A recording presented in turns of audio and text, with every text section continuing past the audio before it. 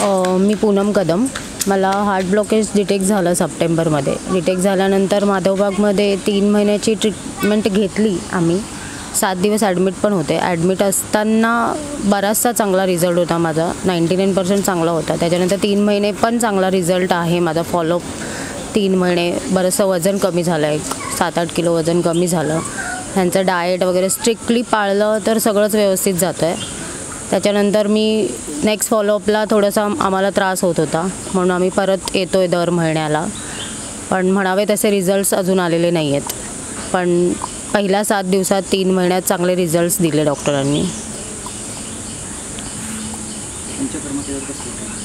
पंचकर्म पण यांचे फार छान आहेत. पंचकर्म केल्यानंतर फार रिलॅक्स वाटतं. औषधं थोडी कॉस्टली आहेत.